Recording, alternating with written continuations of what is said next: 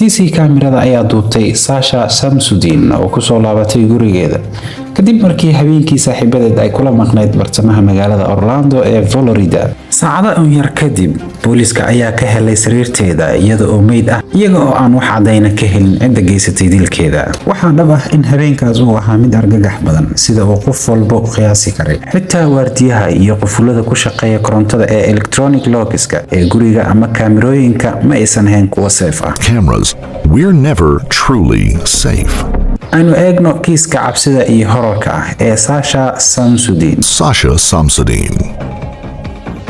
Welcome to Fear Files, where we discuss and dissect the most mysterious, terrifying, and mind-bending cases from all over the world.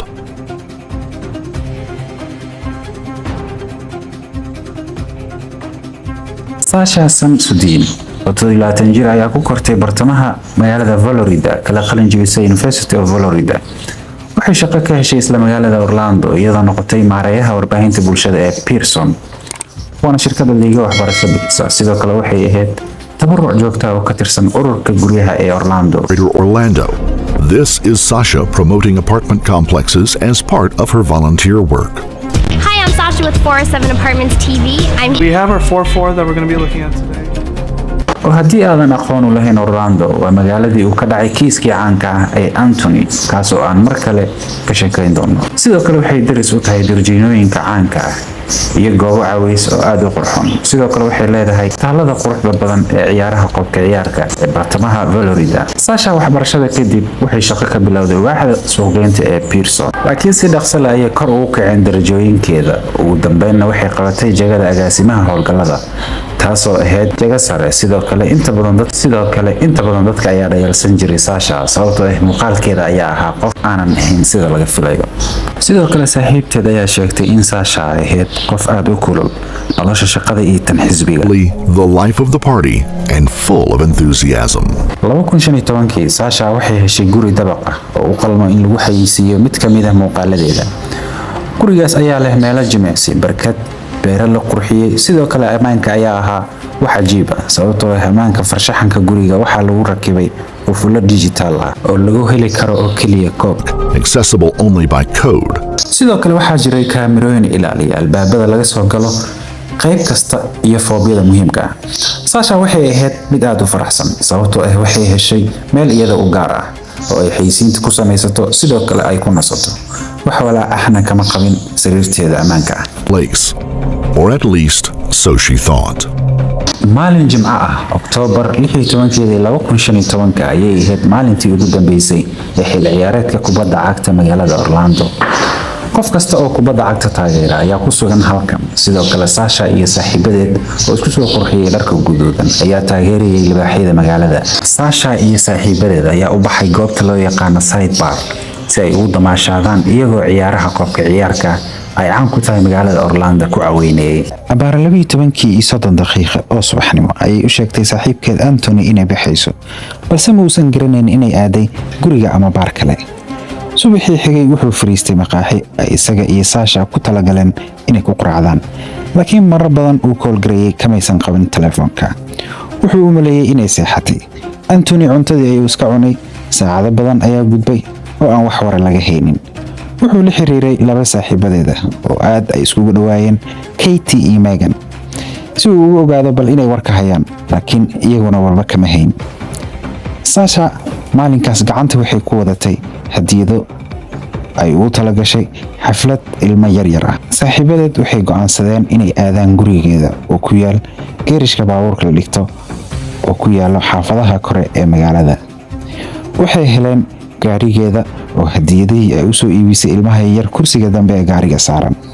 gudaha ayay u galeen dabaqa. waxay u garaaceen albaabka dabaqa 3aad. Sasha balse cidna kamaysan jawaabin garaacitaankooda. waxay waceen isbitaalka maxalliga iyo saldhigga booliska iyagoo u malaynaya inay shil gashay ama wax xun ay ku dhaceen.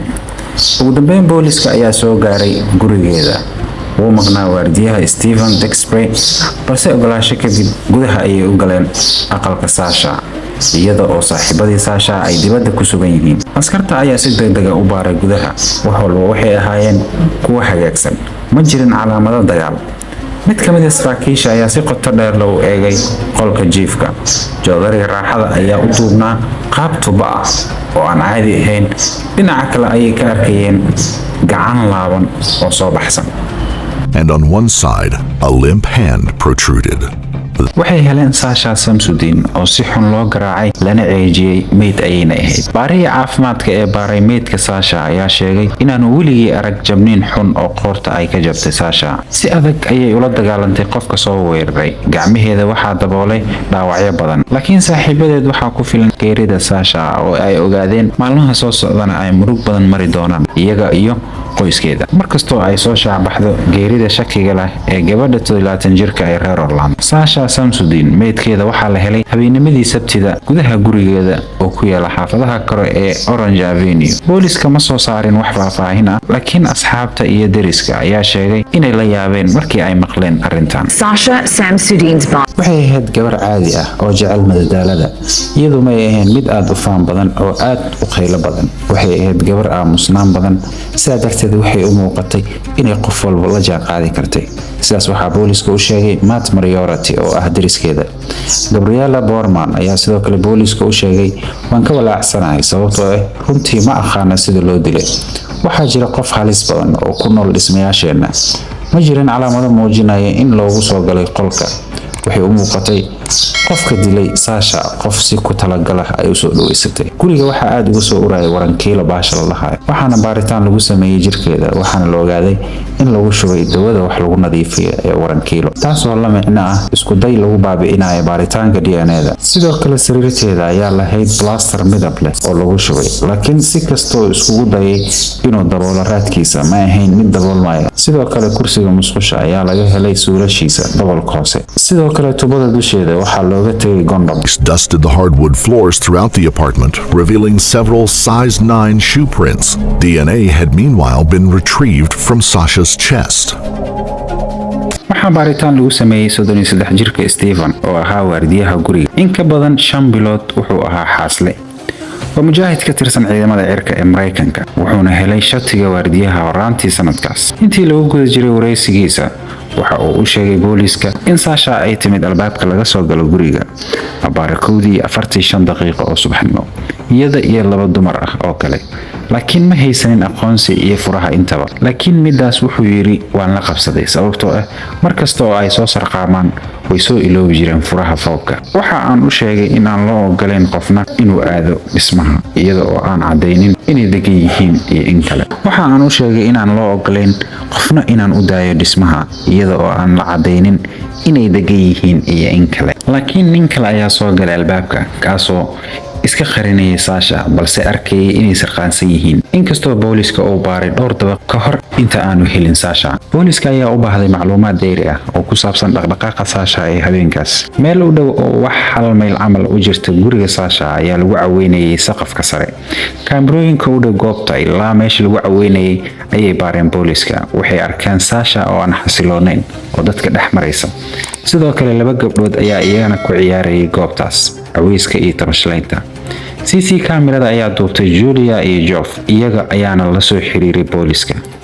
waxay u sheegeen inay arkeen Sasha oo zaid u careysan, laakiin waxaa jiray koox rag ah oo rabay inay baabuurka la raacaan. laakiin ammaankeeda ayaan u warwarnay, si degdeg ah ayaan u soo baxnay. waxaan aragnay inay telefoon haysanin iyo shandad, isla markaana aanay jirin xaalad ay ku tagto gurigeeda.